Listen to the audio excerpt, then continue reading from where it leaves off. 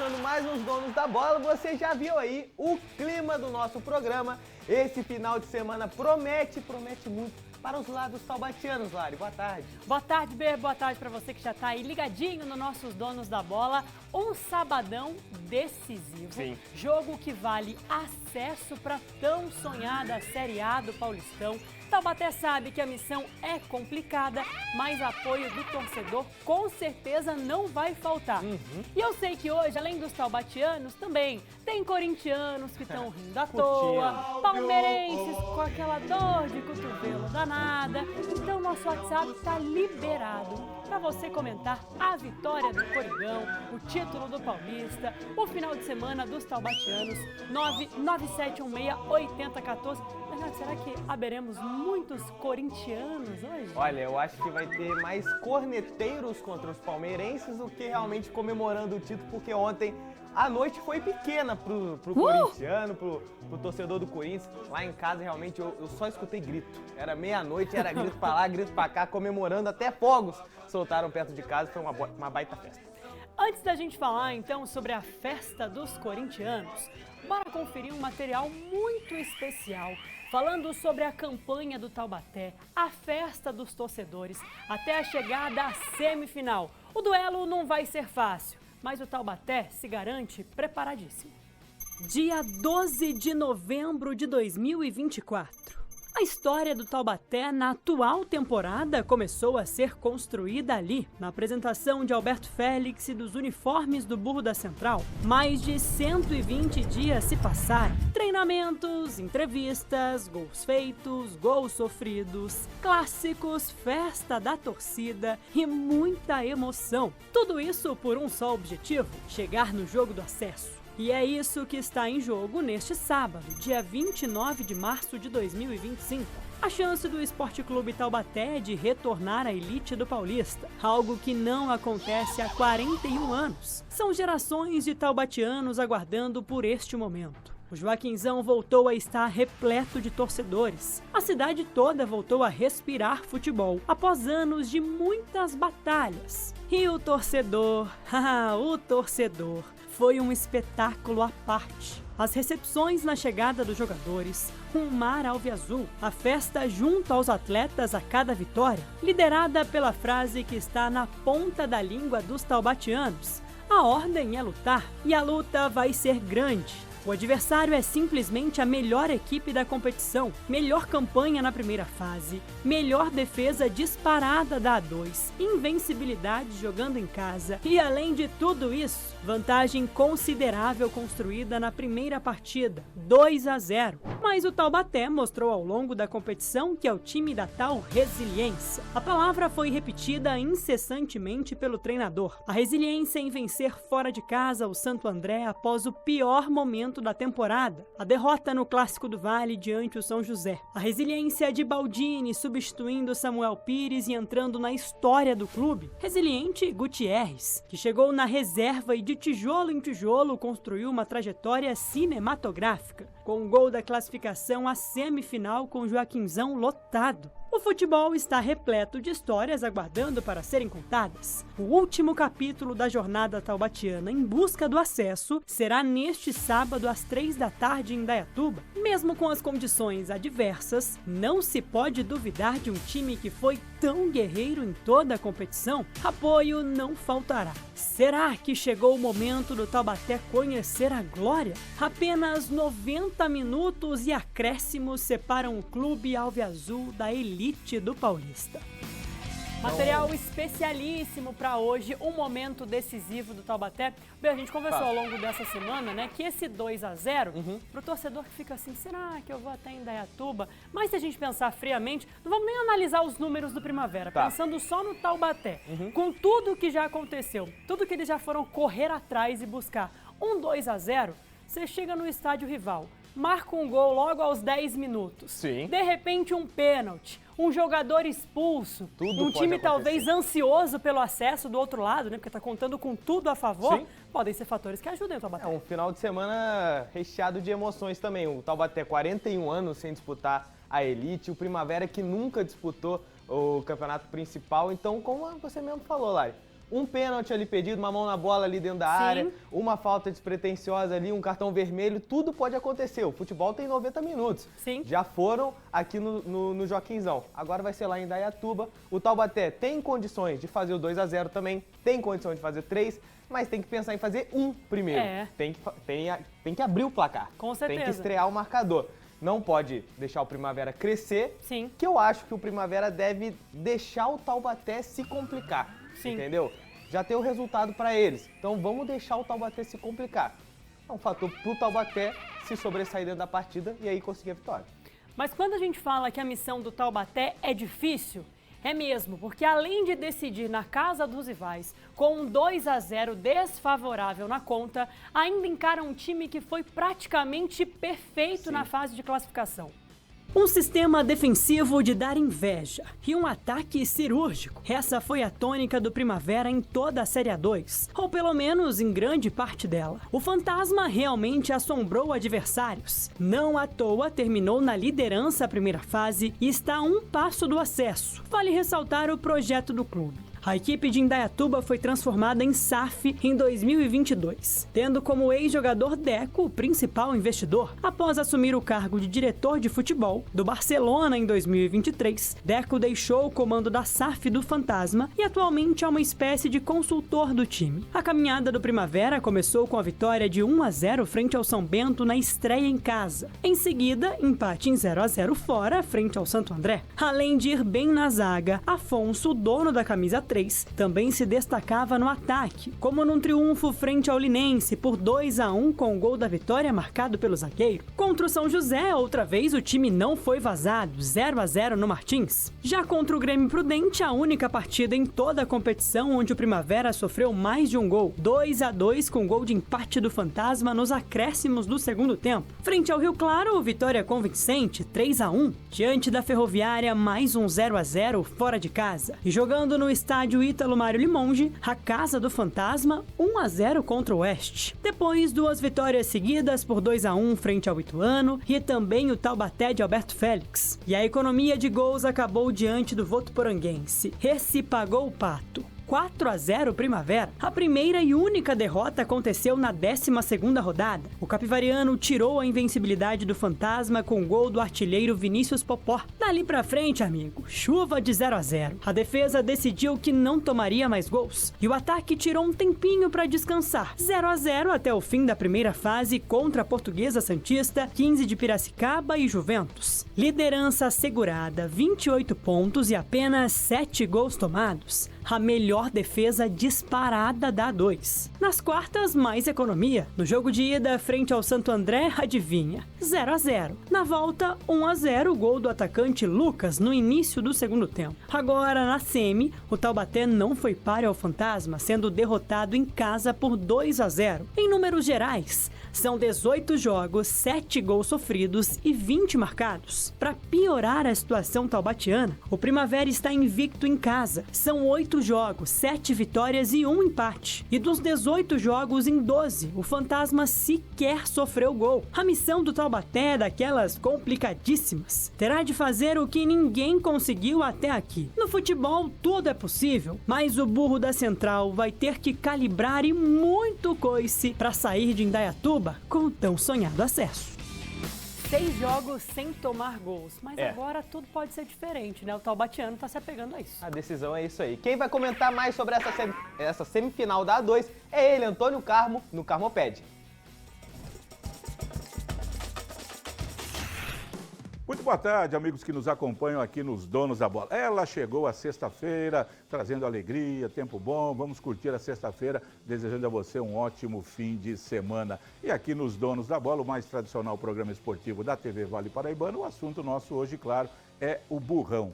O Taubaté, o Esporte Clube Taubaté, que amanhã tem o jogo mais importante dos seus últimos 10 anos. O último jogo nesse nível do Taubaté foi contra o Barretos, no quadrangular final da Série A3 de 2015, quando ele ganhou em Barretos, empatou, não me lembro, e subiu. Depois fez a final contra o Votuporanguense, foi campeão. Mas aquele jogo contra o Barretos era um jogo. Se ele perdesse, ainda tinha uma última rodada contra o Primavera, mas aquele jogo garantiu o acesso do Taubaté, voltando da Série A3 para a Série A2, onde ele está desde 2016. Então amanhã, depois disso, o Taubaté não jogou mais jogo decisivo desse esporte. Amanhã sim, É o jogo do Taubaté, o jogo do ano, o jogo da década, o jogo mais importante para o Taubaté. Alberto Félix teve a semana inteira, assim como o Fernando Marchioli, obviamente lá no Primavera, para treinar o time, fazer mudanças, ver o que não deu certo no primeiro jogo, se consegue ter um atacante mais efetivo de área para dar trabalho para aquela ótima defesa do Primavera, ter um padrão de jogo diferente. Penso eu o seguinte, para amanhã, independendo do time que o Alberto Félix vai colocar em campo, 3 volantes, 2 volantes, mais ofensivo que seja,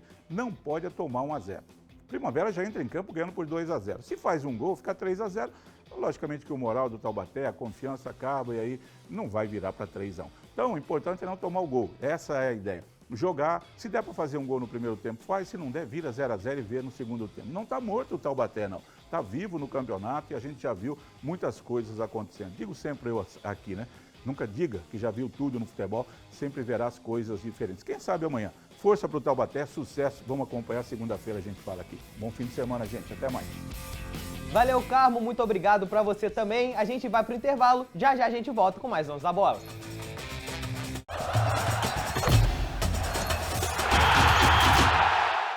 O maior complexo de mídia da região metropolitana. O Grupo Band Vale está presente com as rádios Band Vale FM, Estéreo Vale FM, Nativa FM, TV Band Vale e o portal bandvale.com. TV Band Vale, uma das maiores redes de TV aberta do país, está presente com sinal único em todo o Vale do Paraíba, Serra da Mantiqueira e Litoral Norte.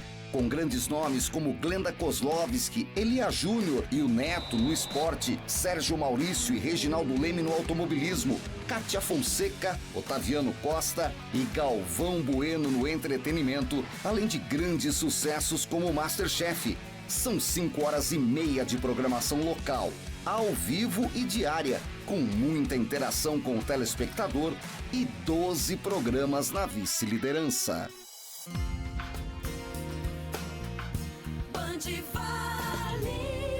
A Rádio Band Vale tem a maior cobertura do interior de São Paulo. Alcança ao todo 65 cidades, atingindo mais de 3 milhões de pessoas e 450 quilômetros de estrada. Música e informação no seu rádio. Os grandes sucessos nacionais e internacionais de todos os tempos. Informações precisas e um jornalismo atuante. E tem novidades, informações e estradas, com conteúdo em tempo real, além dos clássicos Band Vale, com os maiores clássicos da música que só estão aqui, na programação mais refinada do rádio. A rádio que é referência em sertanejo e músicas românticas tem a comunicação mais simpática do Brasil. Líder absoluta em audiência há 17 anos, atingindo mais de 220 mil ouvintes. Novidade na área, o Manhã Nativa e o Tarde Nativa são sinônimos de companhia diária para os ouvintes, além de muita música, alegria e prêmios. Isso é muito Nativa.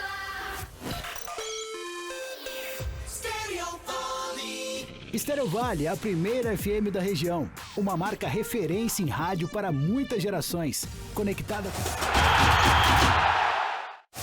De volta com os Donos da Bola, pro torcedor do Vôlei São José que sonhava com os playoffs. Isso não aconteceu, mas dos males o menor. O balanço ainda é super positivo. Conseguiram fugir do temido rebaixamento. Antes da bola subir, o clima era esse. A torcida organizada Camisa 7 fez uma festa para os atletas, reconhecendo a baita arrancada na Superliga. Ainda nessa campanha, os torcedores arrecadaram mais de 120 quilos de alimentos para o fundo social da cidade e levaram essa energia para dentro da Farmaconde Arena. Mas quem não acompanhou o ritmo foi o time de Sérgio Negrão. De cara, na pipe, Gabriel Pessoa cravou. Sabino tratou de fechar a porta para o Wilson e marcou no bloqueio. Marcos começou a jogada e soltou o braço para tentar encurtar a vantagem visitante. Mas no saque, ficou na rede. E Bernardo ficou devendo no levantamento. Em 2 oportunidades, o camisa 20 errou e o Suzano aproveitou explorando o bloqueio. No final do set, Wilson conseguiu acertar 3 aces seguidos, mas quem levou a melhor na primeira parcial foi o Suzano. Sabino colocou para baixo e fim de papo. Suzano 25-22. O segundo set começou da mesma maneira como terminou o primeiro, ponto de Suzano. Sabino novamente parou os ataques do São José e Bieler, com um saque venenoso, ampliou a vantagem. Gabriel usou o bloqueio para garantir mais um pontinho. Luan Weber tentou chamar a responsa e contou com desvio para marcar, mas os erros individuais custaram a vitória. E nessa bola de segunda de Rodriguinho, Suzano ampliou para 2-0 no placar, 25-16 para os rivais. O final da festa foi bem diferente do que os torcedores imaginavam. O último set foi até mais equilibrado, porém a desvantagem já era grande e sobrou até para a rede. Luan atacou e as fitas se soltaram. O árbitro teve que dar aquele talento antes do apito final. E o retrato do São José na partida foi esse: erros na recepção, nos levantamentos e falta de precisão nos ataques. E com isso, o Suzano se aproveitou do mau momento dos rivais. Fim de papo na Farmaconde Arena. Suzano 3-0. Com a derrota para o Suzano e com a vitória de Guarulhos sobre o Neurologia, o São José se despede oficialmente da Superliga. Agora, os Gigantes do Vale só entram em quadra novamente no segundo semestre de 2025, pelo Campeonato Paulista. Hoje, especificamente, nós não conseguimos jogar. Em momento nenhum nós ameaçamos o Suzano, que realmente veio bem determinado. Isso, o jogo de hoje não apaga a retrospectiva muito boa desses jogadores que foram excelentes, foram maravilhosos e conseguimos aí em 4 vitórias seguidas somar 11 importantes pontos que fez com que a gente chegasse na última rodada com uma situação muito melhor. Todo mundo queria, né? Todo mundo sonhou esses 4 jogos, né? A gente estava vendo a gente lá já jogando, imaginando. É frustrante porque foi o último jogo, né? E não foi como a gente queria, né? A gente não conseguiu dar o melhor, não conseguiu ficar feliz. Foi um jogo muito difícil pra gente. Eu acho que um pouco a ansiedade de querer estar lá, sabe, atrapalhou um pouco também.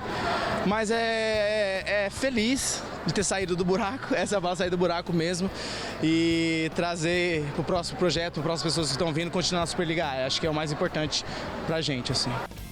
O balanço, de fato, é extremamente positivo, né? Se a gente considerar que o São José amargou 10 rodadas só de derrotas e, de repente, 4 vitórias seguidas no momento importante, que fez o time fugir de vez da zona de rebaixamento, é claro que agora a próxima temporada tem que ser pensada com muito carinho. O elenco desse ano era um elenco, de fato, brigador, apesar de peças bastante jovens e que perderam a principal peça, que era o levantador argentino, né? Sim. E aí tiveram que se virar com os levantadores extremamente jovens da base. O mesmo problema que tinha no passado. Eu comentava aqui que o São José não tinha reservas, porque eram jogadores da base. Esse ano sofreram com a mesma coisa, só que aí já era um elenco ainda mais enxuto. Não eram jogadores medalhões. O que o Sérgio Negrão fez realmente é de ser aplaudido. Fez um baita de um trabalho, não pelas vitórias, mas por retomar a confiança do time. E ontem, Bernardo, para você que estava lá, com certeza viu pelo menos essa leveza, né? Um 3-0, mas que não pesou em nada. Não, a fala do Rogerinho foi de alívio.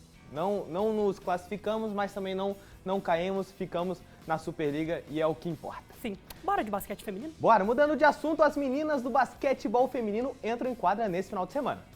Um início de liga que agrada o comandante da equipe joseense. Em 3 partidas disputadas até o momento da LBF, as meninas da Águia venceram 2 duelos. Perderam na estreia contra o Corinthians, mas triunfaram diante o Sodier Mesquita e o Campinas. Acho que o Corinthians é um time que investiu muito e vai entrar, tá entrando nesse campeonato para buscar o título. A equipe do Sodier, né, que é no Rio, é muito difícil jogar lá pelo ambiente, pelo time que é um time muito intenso.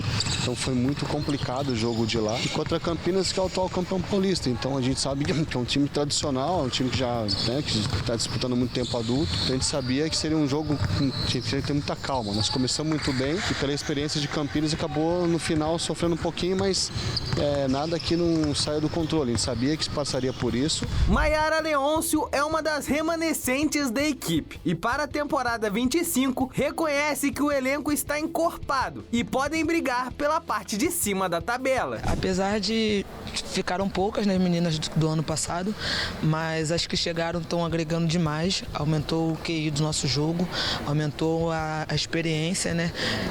Ficou um grupo mais forte, um grupo mais inteligente, mais rápido. Lá o Isaías entende bem o estilo de jogo do treinador joseense. Dona do garrafão, a pivô, agora passa para as recém-chegadas como a banda toca em solo joseense. Foi bem fácil se enturmar, né?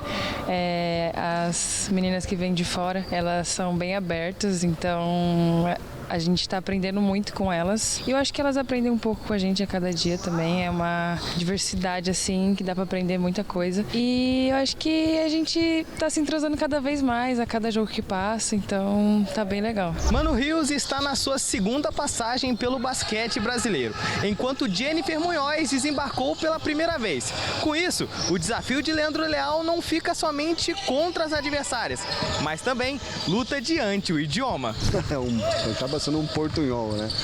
Mas elas são muito dedicadas, elas estão muito afim, né? Elas estão ajudando muito no crescimento do projeto. Não que as meninas do ano anterior fizeram isso, elas ajudaram bastante também. E esse ano a gente trouxe elas para também trazer um pouco de experiência, cobrar um pouco mais, uma expectativa maior. Então elas estão ajudando muito, estão se dedicando também ao português, né? Lógico que em algum momento ou outro ainda bate um pouco de dúvida, mas assim, tá muito legal essa troca, elas se deram muito bem com as meninas, né? Para manter essa boa fase, as meninas do basquete joseense vão encarar o Sampaio Correia fora de casa. As adversárias são consideradas favoritas ao título do torneio, mas Maiara Leôncio gosta desse clima. O melhor respeito que eu sempre aprendi a dar pro adversário é esse, jogar firme até o final, independente de quem esteja do outro lado. O torcedor joseense terá que ter paciência para acompanhar um jogo da equipe em casa. Após o Sampaio, a equipe de Leandro Leal enfrenta o Cerrado, em Brasília. O reencontro no Teatrão será apenas contra o SESI Araraquara, no dia 3 de abril. Até lá, muitos ajustes serão feitos em quadra. A gente tem que entender o que vai acontecer, se preparar melhor para saber que jogos fora ele tem uma demanda diferente, tem uma logística diferente.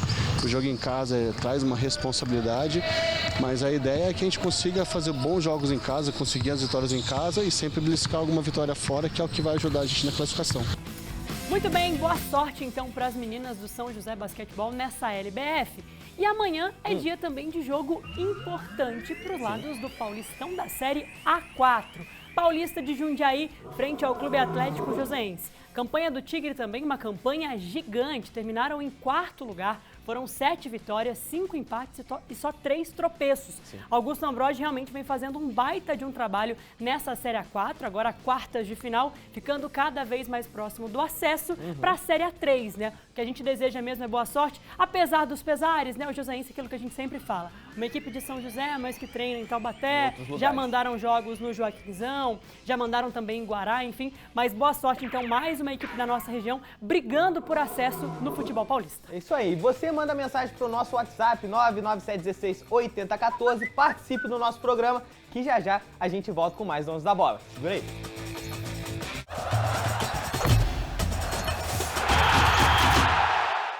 O maior complexo de mídia da região metropolitana. O Grupo Band Vale está presente com as rádios Band Vale FM, Estéreo Vale FM, Nativa FM, TV Band Vale e o portal bandvale.com. TV Band Vale, uma das maiores redes de TV aberta do país, está presente com um sinal único em todo o Vale do Paraíba, Serra da Mantiqueira e Litoral Norte. Com grandes nomes como Glenda Kozlovski, Elia Júnior e o Neto no esporte, Sérgio Maurício e Reginaldo Leme no automobilismo, Kátia Fonseca, Otaviano Costa e Galvão Bueno no entretenimento, além de grandes sucessos como Masterchef. São 5h30 de programação local, ao vivo e diária, com muita interação com o telespectador e 12 programas na vice-liderança. Band Vale. A Rádio Band Vale tem a maior cobertura do interior de São Paulo. Alcança ao todo 65 cidades, atingindo mais de 3 milhões de pessoas e 450 quilômetros de estrada. Música e informação no seu rádio. Os grandes sucessos nacionais e internacionais de todos os tempos. Informações precisas e um jornalismo atuante. E tem novidades, informações e estradas, com conteúdo em tempo real, além dos clássicos Band Vale, com os maiores clássicos da música que só estão aqui, na programação mais refinada do rádio. A rádio que é referência em sertanejo e músicas românticas tem a comunicação mais simpática do Brasil. Líder absoluta em audiência há 17 anos, atingindo mais de 220 mil ouvintes. Novidade na área, o Manhã Nativa e o Tarde Nativa são sinônimos de companhia diária para os ouvintes, além de muita música, alegria e prêmios. Isso é muito.